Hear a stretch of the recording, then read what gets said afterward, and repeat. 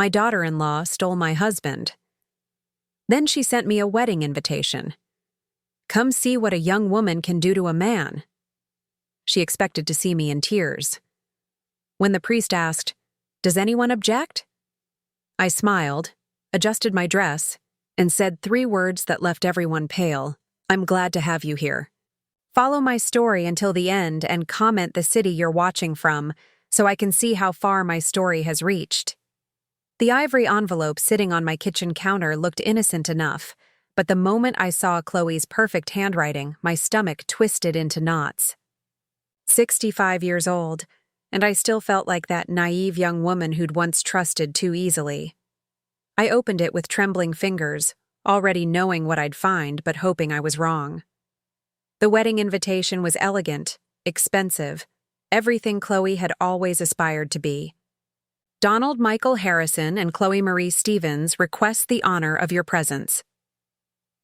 My ex-husband's name stared back at me in golden script. Below it, in Chloe's delicate handwriting, was a personal note that made my blood run cold. Catherine, I hope you'll come see what a young woman can do with a man who truly appreciates her. Your presence would mean the world to us both. The cruelty was breathtaking. This wasn't just an invitation. It was a declaration of victory. I sank into my chair, the paper fluttering to the floor as memories crashed over me like a tidal wave. 2 years ago, when I'd fallen down those basement stairs and broken my hip, Donald had been so concerned, so attentive. We need help, Catherine, he'd said, holding my hand in the hospital. Just until you're back on your feet. Chloe had appeared like an angel of mercy. 28 years old, blonde hair, always perfectly styled, with the kind of smile that fooled everyone. She'd introduced herself as a certified nursing assistant, came with glowing references, and charged rates so reasonable I should have been suspicious. I just love helping people, she'd said that first day, arranging my medications with such care. Especially someone as sweet as you, Mrs. Harrison. Your husband speaks about you so lovingly. What a fool I'd been. While I lay recovering in that hospital bed, then later confined to the upstairs bedroom, Chloe had been downstairs playing house with my husband of 37 years. She cooked his favorite meals I'd taught her to make during those early weeks when I still thought she was there to help me. She listened to his stories about the insurance business, laughed at his jokes, and slowly, methodically, turned him against me. Catherine's been different since the accident. I'd overheard Donald telling his brother on the phone. Chloe thinks it might be early dementia. The way she gets confused, says things that don't make sense. But I wasn't confused. I was being gaslit by a master manipulator who knew exactly how to make me doubt my own reality. When I complained about money missing from my purse, Chloe would find it in strange places. The refrigerator, my jewelry box, and suggest gently that perhaps my memory wasn't quite right. When I accused her of encouraging Donald to spend more time with her than with me, she'd produce a detailed care schedule showing how devoted she was to my recovery. The divorce papers had arrived 6 months ago. Donald couldn't even face me himself. He'd had his lawyer deliver them along with a settlement offer that was insulting in its cruelty. Half of everything we'd built together, he claimed, should stay with him because I was no longer capable of managing financial responsibilities. I'd fought it, of course, hired the best lawyer I could afford with what little money I had access to. But Donald had already transferred so much into accounts I couldn't touch, claiming it was for Catherine's medical expenses and future care needs. The judge had been sympathetic, but ultimately ruled that Donald's documented concerns about my mental state, supported by Chloe's professional observations, warranted the current arrangement. Now, I lived in this small apartment, surviving on a fraction of what should have been mine, while Donald and his young bride-to-be planned their future in the house I'd decorated, on money I'd helped earn. The worst part wasn't the financial devastation. It was the isolation. Our daughter Lisa lived in Seattle and believed everything Donald told her about my declining mental state. Our son Mark had been deployed overseas when everything fell apart and only knew the version of events Donald chose to share. Even my sister Joan had grown distant, probably thinking I was just a bitter old woman who couldn't accept that her marriage had run its course. I picked up the invitation from the floor, studying Chloe's smug message again. She expected me to stay home, to hide in shame while she celebrated her victory. She probably imagined me crying into a bottle of wine, consumed by jealousy and regret. Instead, I felt something I hadn't experienced in months: determination. I walked to my closet and pulled out the navy blue dress I'd worn to my grandson's graduation last year. It still fit perfectly, still made me feel elegant and strong. I'd go to this wedding, all right. I'd hold my head high and show everyone that Catherine Harrison couldn't be broken so easily. But as I hung the dress back up, planning what I'd wear to watch my ex-husband marry his mistress, a nagging voice in the back of my mind whispered that something about this whole situation didn't add up. Chloe's rapid transformation from caring nurse to devoted girlfriend had happened too smoothly, too perfectly. And Donald, for all his faults, had never been the type to throw away decades of marriage for a pretty face. There was more to this story. I could feel it in my bones, the same instinct that had kept me alive and thriving for 65 years. And maybe, just maybe, if I looked hard enough, I'd find the truth that would finally set me free. The wedding was still 2 weeks away, time enough to do some digging of my own. I hadn't expected the divorce papers to be so revealing, but sitting in my lawyer's office 3 days after receiving that wedding invitation, I was beginning to see patterns I'd missed before. "Mrs. Harrison," my attorney, Sarah Chen, said, spreading the financial documents across her mahogany desk, "I need you to look at these transactions again. Something here doesn't sit right with me." My hands shook slightly as I examined the bank statements. In the 6 months before Donald filed for divorce, there had been a series of transfers I'd never authorized. $20,000 to something called Specialized Home Care Services, $15,000 to medical equipment rental, another $12,000 to private nursing consultation. "I never saw any of this equipment," I said, my voice barely above a whisper. "And Chloe always said her services were being billed directly to our insurance." Sarah leaned forward, her expression grave. "Mrs. Harrison, according to your insurance company, they never received a single claim for home nursing services. Not one." The room seemed to tilt around me. "What are you saying?" "I'm saying your husband has been paying your nurse directly, in cash amounts that far exceed what any legitimate nursing service would charge. And these payments started before your accident." My mouth went dry. "Before?" Sarah pulled out another document. "This first payment to Chloe Stevens is dated 3 weeks before your fall. It's listed as Consultation for Elderly Care Planning." The implications hit me like a physical blow. They had been planning this, all of it. My accident, my recovery, my isolation. It had all been orchestrated. "There's more," Sarah continued, her voice gentle but determined. "I ran a background check on Chloe Stevens. Catherine, this woman isn't who she says she is." She slid a folder across the desk. Inside was a photograph of Chloe, but the name beneath it read, Chloe Marie Peterson. She's been married before. Twice, actually. Her first husband died in a car accident 2 years after their wedding, leaving her as the sole beneficiary of his life insurance policy, $200,000. Her second husband, an elderly gentleman named Robert Stevens, passed away last year from what was ruled natural causes. He left her everything: his house, his savings, his investment portfolio, nearly $500,000. My hands were shaking so hard I could barely hold the papers. She kept his last name. Yes, and here's where it gets interesting. Both previous husbands had adult children who contested the wills. In both cases, Chloe provided extensive documentation of their father's declining mental states, supported by medical records showing confusion, memory loss, and decision-making impairment. The pattern was unmistakable. Chloe was a predator who specialized in elderly men with assets. She'd done this before, not once, but twice. "Sarah," I whispered, "those medical records she had for her previous husbands, how detailed were they?" "Very detailed. Comprehensive documentation of cognitive decline, behavioral changes, even incidents of aggression and paranoia. The kind of records that would make any judge question the deceased's competency in their final years." My stomach churned as I realized what she was implying. She's been documenting Donald, too. Sarah nodded grimly. I think so. And Catherine, I think she's been documenting you as well. All those times she claimed you were confused. When money went missing and turned up in strange places, she was building a case. Making you look unstable so that when Donald's time comes. I couldn't finish the thought. The idea that this young woman had targeted my husband, not for love, but for inheritance, that she'd systematically destroyed my marriage as part of a longer game, was almost too horrifying to process. We need to warn him, I said, reaching for my phone. Sarah caught my wrist gently. Catherine, think about this carefully. Donald won't believe you. In his mind, you're the bitter ex-wife trying to sabotage his happiness, and if Chloe realizes we're onto her, she might accelerate whatever timeline she's working on.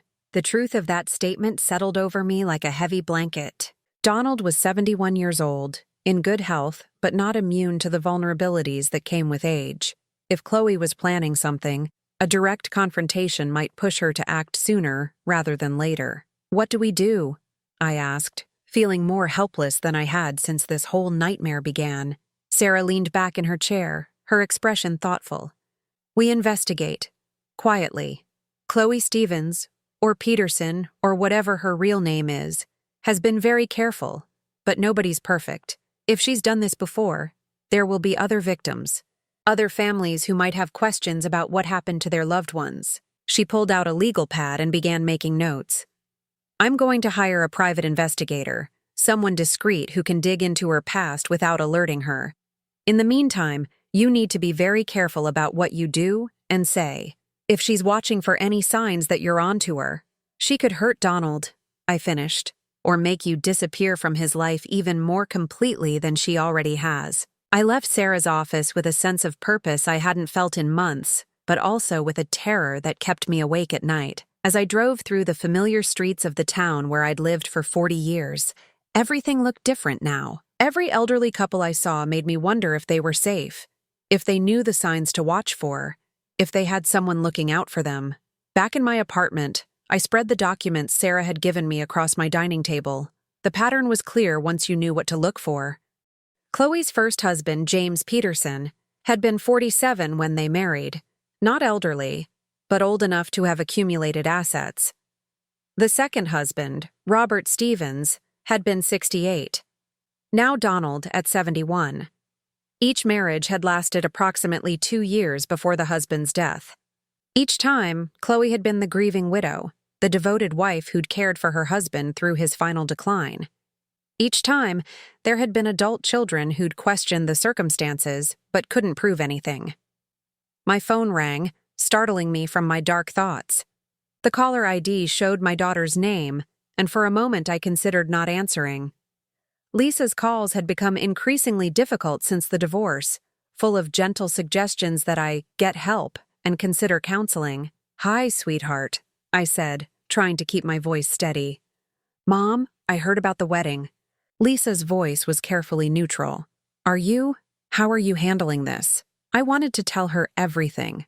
About Chloe's past, about the financial irregularities, about the pattern of behavior that suggested her father was in terrible danger. But Sarah's warning echoed in my mind. I'm managing, I said instead. Actually, I'm thinking of attending. There was a long pause. Mom, are you sure that's a good idea? It might be. Difficult for you to see Dad happy with someone else. Happy. If only she knew how wrong that word was. I think it's important that I go, Lisa. To show that I'm not some bitter old woman hiding away in shame. Okay, she said slowly. But maybe you should bring someone with you, for support. For the first time in weeks, I smiled. You know what, honey? I think that's a wonderful idea. After we hung up, I sat staring at the wedding invitation still propped against my fruit bowl. Chloe expected me to come alone, broken, desperate for closure. She had no idea what was really coming for her. The investigation would take time, but the wedding was in 10 days. And suddenly, I had a plan. The private investigator Sarah had hired was a woman named Detective Rita Morales, recently retired from the police force.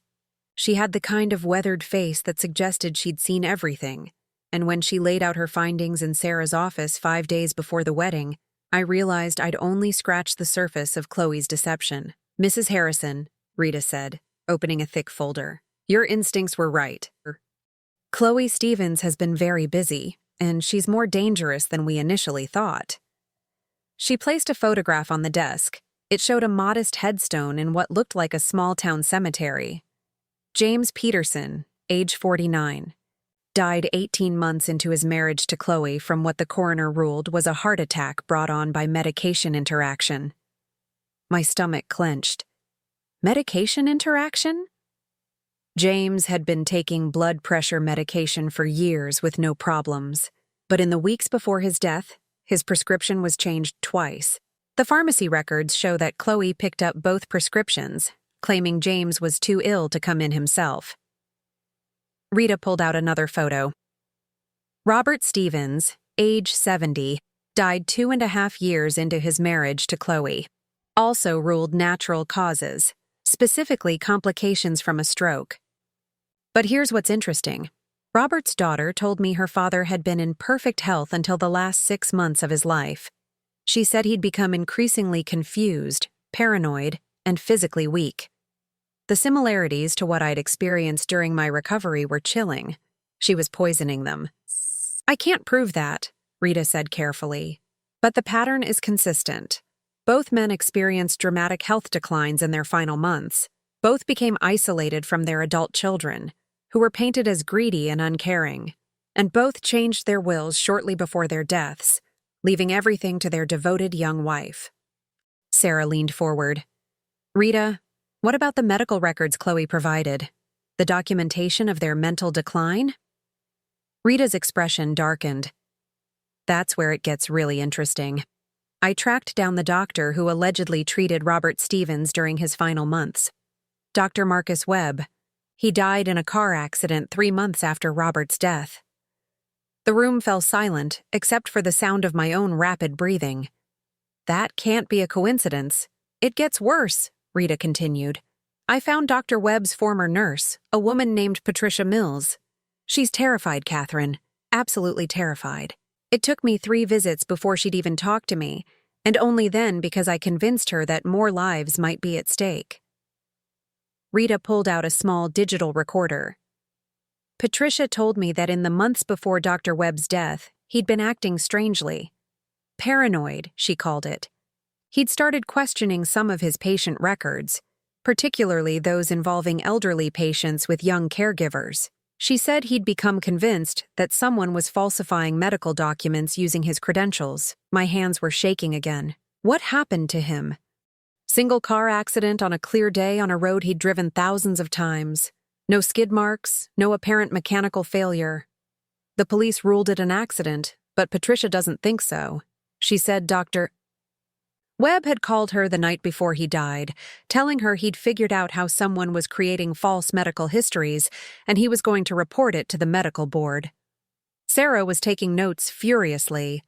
"So, Chloe has been using a deceased doctor's credentials to create fake medical records documenting her husband's mental decline. Records that would support her claims in probate court if anyone contested the wills. That's my theory," Rita said. "And there's more.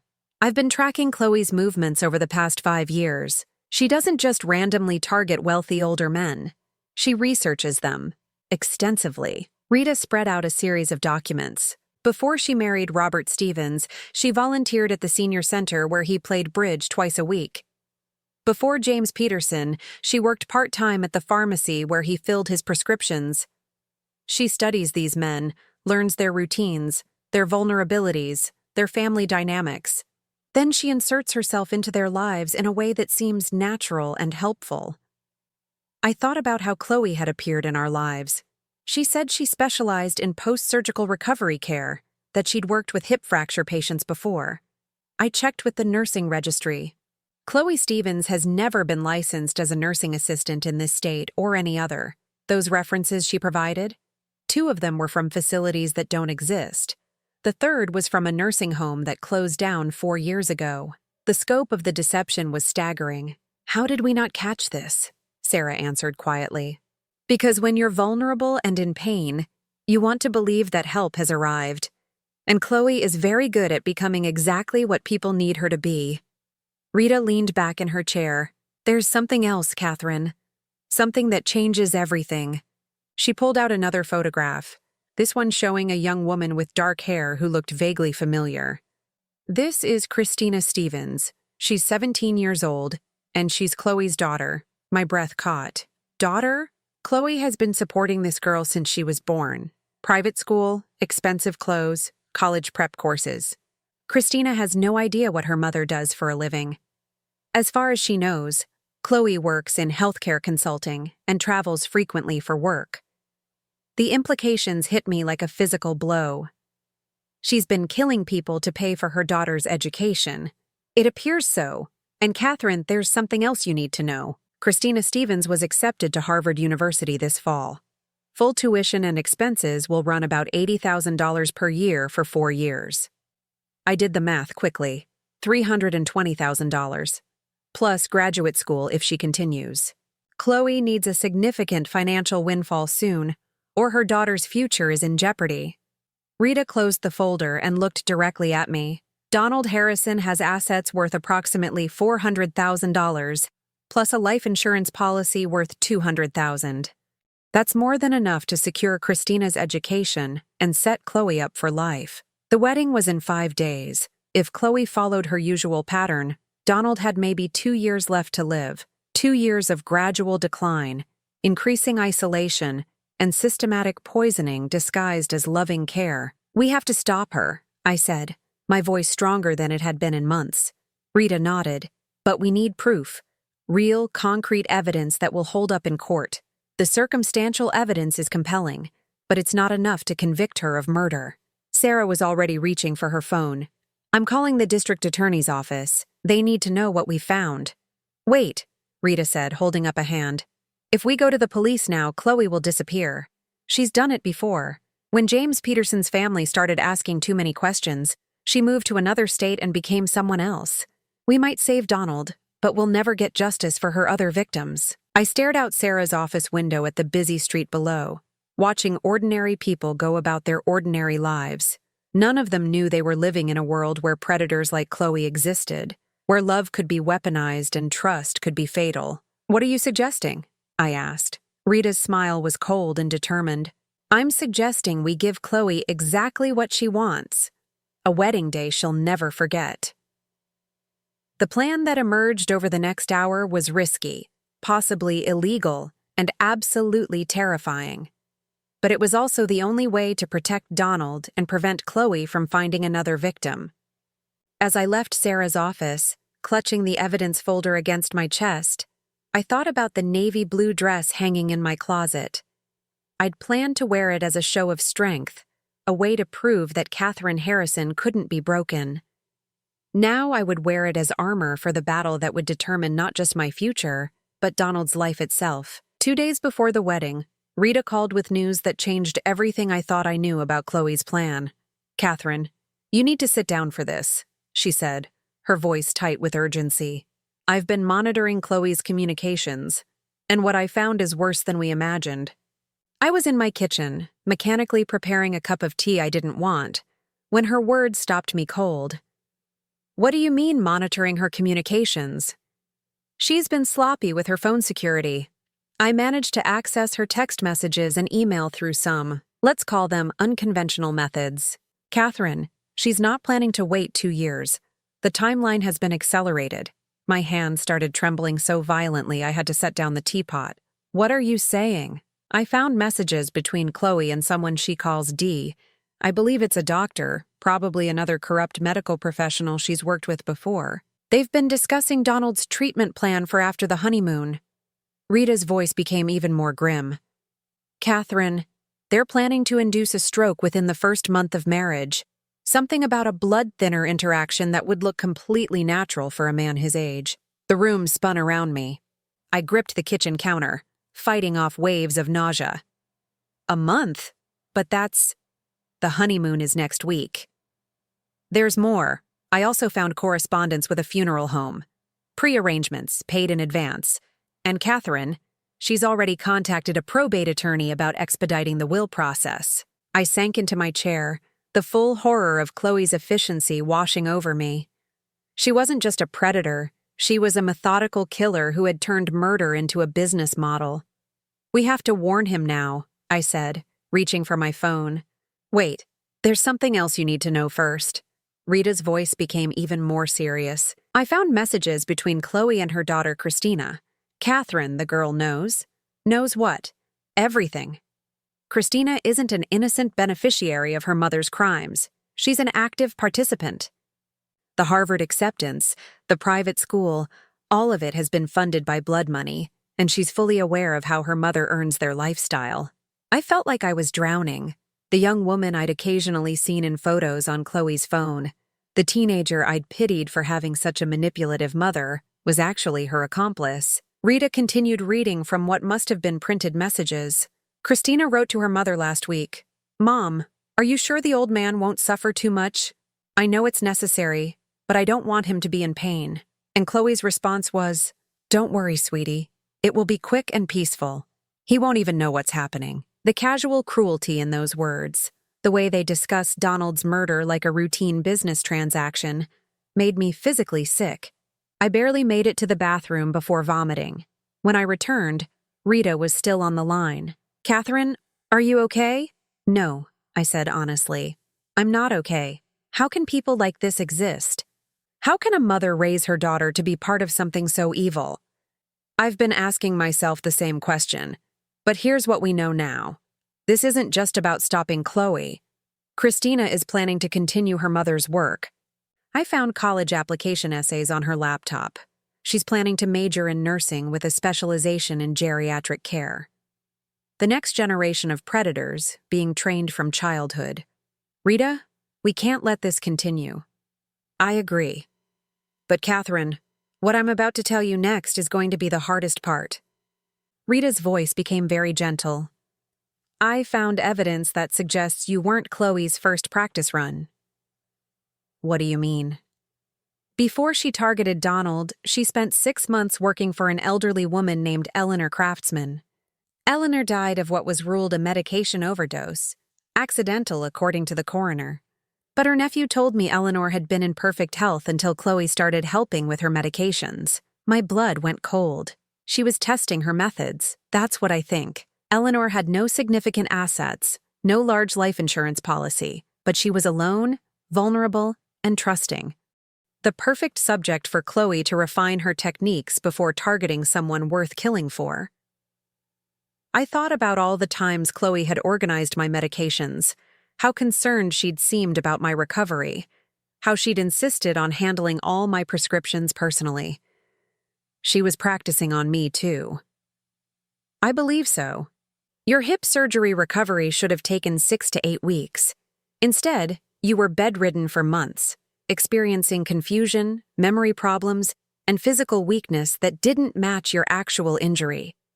The pieces were falling into place with horrifying clarity.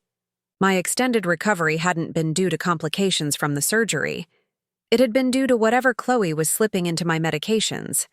She'd been experimenting, learning how to induce symptoms that would support her narrative of declining mental capacity. Rita, if I hadn't gotten suspicious, if I hadn't stopped taking the medications she prepared for me, you'd probably be dead by now, Rita said bluntly, which would have left Donald even more isolated and dependent on her. I sat in my small apartment, surrounded by the modest possessions that represented all I had left of my former life, and realized how close I'd come to losing everything, not just my marriage and my home, but my life itself. "What's our next move?" I asked, surprised by how steady my voice sounded. "The wedding is in 2 days. We need irrefutable evidence that will not only stop Chloe, but ensure both she and Christina face justice for their crimes. I have a plan, but it's going to require you to do something extremely dangerous." Rita outlined her strategy, and with each detail, I felt my resolve strengthen. The plan would put me in direct contact with Chloe, potentially putting my life at risk, but it was the only way to get the evidence we needed to save Donald and prevent future victims. "Catherine, I need you to understand something," Rita said as she finished explaining. "If this goes wrong, if Chloe realizes what we're doing, She won't hesitate to eliminate you as a threat. Are you prepared for that risk?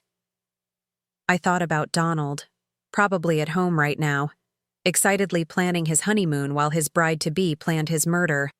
I thought about Eleanor Craftsman, dying alone and confused while her killer posed as a caring helper. I thought about James Peterson and Robert Stevens, and all the future victims who would suffer if Chloe and Christina were allowed to continue their deadly work. Yes, I said, my voice strong and certain. I'm prepared. That evening, I called Donald's number for the first time since our divorce was finalized. He answered on the third ring, his voice wary. Catherine? Is everything all right? Hello, Donald. I was wondering if I could speak with Chloe. I have something I'd like to give her before the wedding. A family heirloom that I think she'd appreciate. There was a pause. Then Donald's voice became warmer. Catherine, that's very generous of you. I'm sure Chloe would be touched. Would you like to come by tomorrow evening? She's been hoping you two could make peace before the wedding. That would be perfect, I said, my heart pounding. I'll see you both tomorrow night. After I hung up, I sat staring at my phone for a long time. In less than 24 hours, I would be face to face with the woman who had systematically destroyed my life and was planning to murder my ex-husband.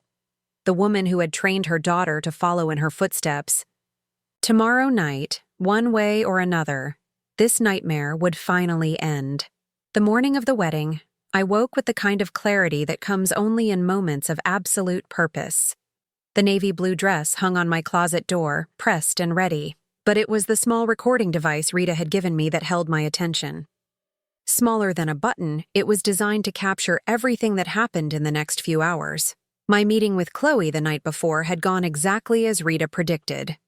Sitting in what used to be my living room, watching my replacement play the perfect hostess, I'd listened to her gush about the wedding plans while Donald beamed beside her like a man half his age. Catherine, I'm so glad you came, Chloe had said, her smile as radiant as ever. Donald told me you had something for me? I'd presented her with my grandmother's pearl necklace, not because I wanted her to have it, but because Rita needed me to establish a connection, a reason to be close to her during the ceremony.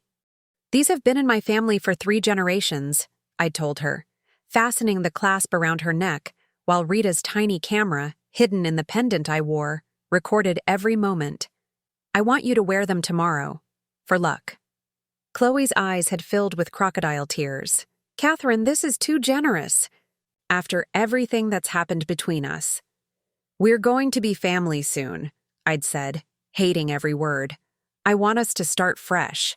The hug she'd given me felt like embracing a snake, but it had served its purpose. The microtransmitter Rita had given me was now safely attached to the inside of the pearl necklace's clasp, where it would record every conversation Chloe had throughout her wedding day. Now, standing in the parking lot of St. Matthew's Episcopal Church, I watched the early guests arrive. The ceremony was scheduled for 2 o'clock, followed by a reception at the country club. Chloe had spared no expense, all of it coming from money that should have been mine. My daughter Lisa arrived just as I'd hoped, flying in from Seattle at my request. She looked concerned as she approached, probably expecting to find me in emotional ruins. Mom, are you sure you're okay with this? She asked, studying my composed expression with confusion. I'm fine, sweetheart.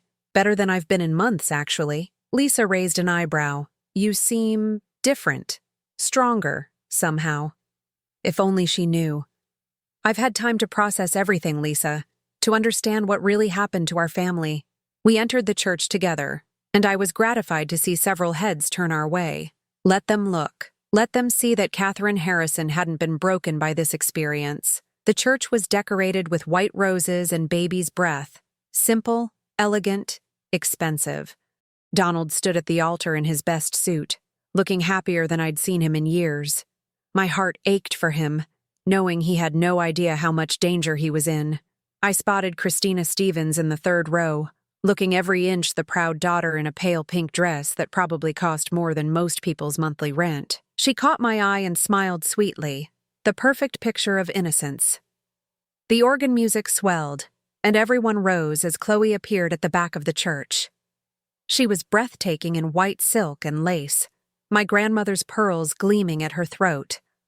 For a moment, I almost forgot that I was looking at a calculating killer who had murdered at least 3 people. As she walked down the aisle, I activated the recording device hidden in my purse. Everything that happened from this moment forward would be captured, stored as evidence of what was about to unfold. The ceremony proceeded normally until Pastor Williams reached the traditional words, "If anyone knows of any reason why this couple should not be joined in holy matrimony, speak now or forever, hold your peace." The church fell silent. This was it. The moment Chloe expected to pass without incident, the final step in claiming her victim. I stood up. The collective gasp from the congregation was audible. Donald's face went white. Chloe's perfect composure cracked just slightly, though she recovered quickly. "I object," I said, my voice carrying clearly through the sanctuary. "And I have evidence that this marriage would be fraudulent." Pastor Williams looked bewildered. "Mrs. Harrison, this is most unusual." "I apologize, Pastor, but I have information that concerns Mr. Harrison's safety." I stepped into the aisle, holding up a manila envelope. "Chloe Stevens is not who she claims to be." Chloe's voice was steady, but I caught the flash of fury in her eyes. "Catherine, you're making a scene." "Donald, please make her stop." But Donald was staring at me with growing alarm. Whatever he saw in my expression was clearly troubling him. "What kind of evidence?" he asked quietly. I walked toward the altar, every eye in the church following me. "Evidence that the woman you're about to marry has been married twice before, and both of her previous husbands died under suspicious circumstances." The murmur that ran through the congregation was like a wave. Chloe's face had gone pale, but she lifted her chin defiantly. "That's ridiculous," she said. "Donald, she's lying. She can't stand to see you happy." "Her real name is Chloe Peterson," I continued, opening the envelope. "Her first husband, James Peterson, died from a medication interaction 18 months into their marriage. Her second husband, Robert Stevens, died from stroke complications 2.5 years into their marriage. Both men left her as their sole beneficiary." I pulled out the photographs Rita had gathered. Both men experienced the same pattern of decline: confusion, memory loss, physical weakness. The same symptoms I experienced during my recovery, when Chloe was caring for me. Donald's face was ashen now. "Catherine, what are you saying?" "I'm saying she's a killer, Donald. And you're next." The explosion of voices was immediate. Some people shouted that I was crazy. Others demanded to know if what I was saying was true. Through it all, Chloe stood frozen at the altar, her perfect wedding dissolving into chaos around her. But it was Christina's reaction that told me everything. The girl had gone white as paper and was frantically typing on her phone. Rita had been right. She was warning someone, probably the mysterious Dr. D, who had been helping plan Donald's murder.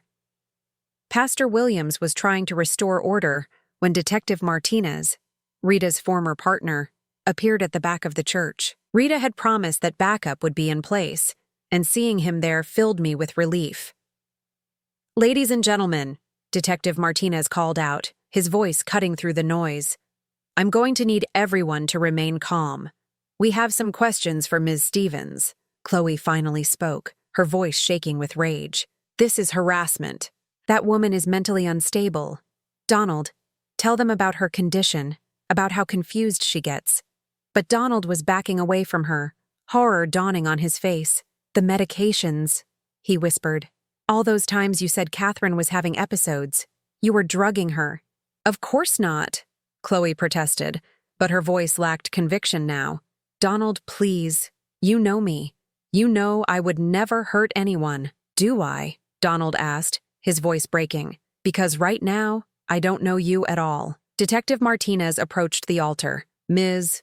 Stevens, we need to discuss some irregularities we've found regarding your previous marriages, and we have some questions about a Dr. Marcus Webb." At the mention of the doctor's name, Chloe's composure finally shattered completely. She spun toward Christina, who was still frantically texting. "Christina, stop," she snapped. "Don't say anything to anyone." But it was too late. Rita appeared from the side chapel where she'd been monitoring Christina's communications. "Christina Stevens, you're under arrest as an accessory to conspiracy to commit murder." The teenager's scream of rage was nothing like the sweet, innocent girl she'd pretended to be. "You can't prove anything. We were careful." "Actually," Rita said, holding up a phone, "you've been extremely careless. Did you know that planning someone's murder via text message is still considered conspiracy, even if you haven't carried it out yet?" As the police placed handcuffs on both Chloe and Christina, I felt a strange sense of anticlimax. After months of fear, manipulation, and preparation, it was over. The woman who had destroyed my marriage and planned to murder my ex-husband was finally facing justice. Donald walked slowly toward me, his face a mixture of gratitude and shame. "Catherine, how did you know?" "Because I never stopped loving you," I said simply. "Even when I hated what you'd done to us, I couldn't let her kill you." The church was in chaos, guests filing out in shocked clusters, everyone talking at once about what they'd witnessed. But in the midst of it all, Donald reached out and took my hand. "Can you ever forgive me?" he asked, tears streaming down his face. I looked at him, this man I'd loved for 37 years, who'd been so thoroughly manipulated that he'd thrown away our entire life together. Then I looked at Chloe being led away in handcuffs, her white dress a mockery of everything she'd pretended to be. "We'll see," I said. "We'll see."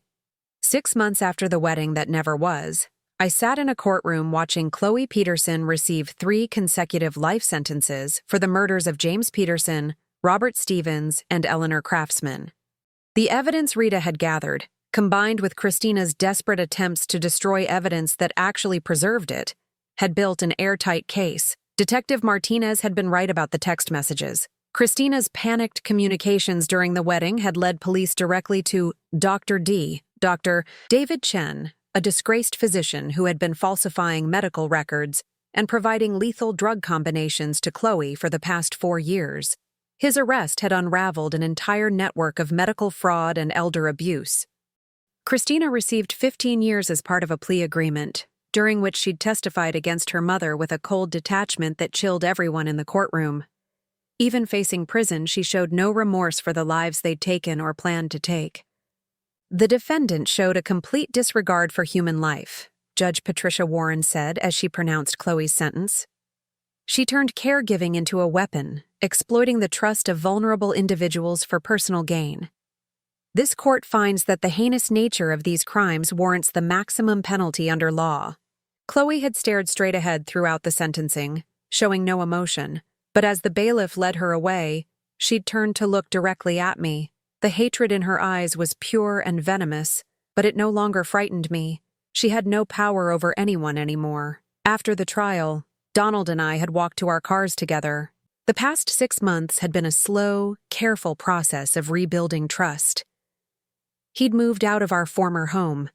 He couldn't bear to live there anymore, and into a small apartment across town.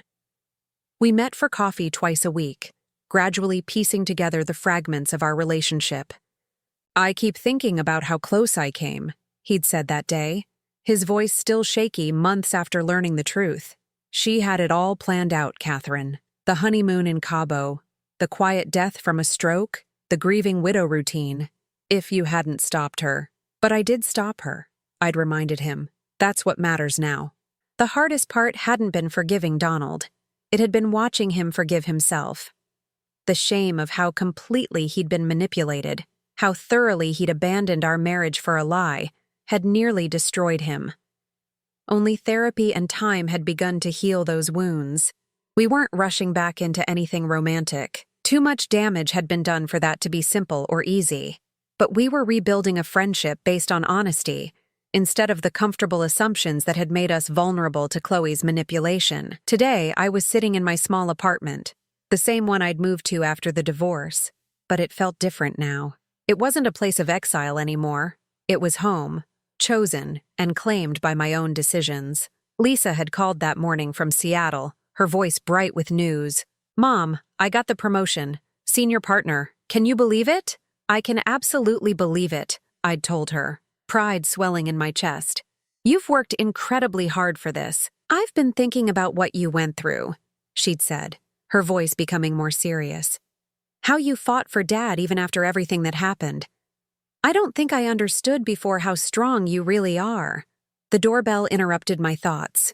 When I opened it, I found Rita standing there with a bottle of champagne and a broad smile. "We need to celebrate," she announced, pushing past me into the apartment. "The Patterson case just closed. Remember Mrs. Patterson, the woman whose nephew thought she was being scammed by her caregiver?" I nodded. Rita had started her own private investigation business after the Chloe case, specializing in elder abuse and fraud. The Patterson case had been her third successful intervention in as many months. "Turns out you were right to be suspicious," Rita continued, popping the cork on the champagne. "The caregiver was stealing from her and had been gradually increasing her medication to keep her compliant. We caught her before any permanent damage was done." I accepted the glass Rita poured for me, marveling at how much my life had changed. 6 months ago, I'd been a broken, isolated woman convinced that I was losing my mind. Now I was part of a network of people working to protect vulnerable seniors from predators like Chloe. "Rita, I've been thinking about something," I said, settling into my favorite chair. "What if we formalized this? Not just reactive investigations, but proactive education." Rita raised an eyebrow. "What do you mean?" "I mean workshops for seniors and their families. Warning signs to watch for, red flags that might indicate financial or medical abuse, resources for people who suspect something is wrong but don't know how to proceed." Rita's eyes lit up. "Catherine, that's brilliant. You could speak from personal experience, someone who survived what these predators do and can help others recognize the patterns." The idea had been growing in my mind for weeks. Every day, Rita told me about new cases, new vulnerable people being targeted by sophisticated criminals who exploited trust and compassion. If sharing my story could prevent even one person from going through what I'd experienced, it would be worth the discomfort of reliving those dark months. My phone buzzed with a text message. It was from Donald. "Coffee tomorrow? I have something I want to discuss with you." I showed the message to Rita, who grinned. "Things are progressing well there, I take it?" "Slowly," I admitted. "But honestly, I'm not sure I want to go back to being married. I've learned to like my independence." Rita nodded approvingly. "You've earned the right to choose your own terms, Catherine. Don't let anyone pressure you into anything that doesn't feel right." As evening fell, I found myself thinking about the woman I'd been a year ago, trusting to a fault, dependent on others for validation, willing to doubt my own perceptions rather than confront uncomfortable truths. That woman felt like a stranger now. The Catherine who had stood up in that church and faced down a killer was someone I was still getting to know. She was braver than I'd ever imagined I could be, more resilient than I'd given myself credit for. She was someone who had looked evil in the face and refused to let it win. The next morning, I met Donald at our usual coffee shop downtown. He looked nervous, fidgeting with his wedding ring, the one from our marriage that he'd never stopped wearing, even during his engagement to Chloe. "Catherine, I've been doing a lot of thinking," he began, his voice hesitant. "About us, about what happened, about what I want for the rest of my life." I sipped my latte and waited, no longer anxious about these conversations the way I'd been in the beginning. "I know I have no right to ask this," he continued, "but I was wondering, would you consider trying again? Not rushing into anything, just dating, like we're getting to know each other for the first time." I studied his face, seeing the hope and fear warring in his expression. This was the man I'd loved for most of my adult life, who had shared my dreams and built a life with me that had been torn apart by a skillful predator. "Donald," I said gently, "I need you to understand something. I'm not the same woman you married 37 years ago. I'm not even the same woman you divorced 8 months ago. What I've been through has changed me." His face fell slightly, but he nodded. "I understand. I just thought—" "I'm not finished," I interrupted, smiling at his expression. "I'm different now, but maybe that's not a bad thing. Maybe the woman I am now is someone who won't ignore warning signs or doubt her own instincts. Someone who won't sacrifice her independence for the comfort of being taken care of." Donald straightened, a spark of hope returning to his eyes. "So here's what I'm willing to offer," I continued. "We can date. We can spend time together and see if we still enjoy each other's company. But I'm keeping my apartment, my independence, and my new life. If you can accept that version of me, Then yes, we can try again.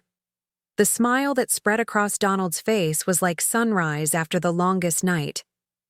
Catherine Harrison, would you do me the honor of being my girlfriend? I laughed, feeling lighter than I had in years. Yes, Donald Harrison. I believe I would like that very much. As I walked home that afternoon, passing the church where Chloe's wedding had been interrupted, I reflected on the strange turns life can take. A year ago, I had been a victim, broken and isolated. Now I was a survivor, with a purpose and a future entirely of my own making. Chloe Peterson had intended to destroy me, to use me as practice for her ultimate goal of murdering Donald. Instead, she had inadvertently given me the greatest gift of my life, the knowledge that I was stronger, braver, and more resilient than I had ever dreamed possible. In the end, that was a victory worth more than any revenge. Now I'm curious about you who listened to my story. What would you do if you were in my place? Have you ever been through something similar? Comment below, and meanwhile, I'm leaving on the final screen 2 other stories that are channel favorites, and they will definitely surprise you. Thank you for watching until here.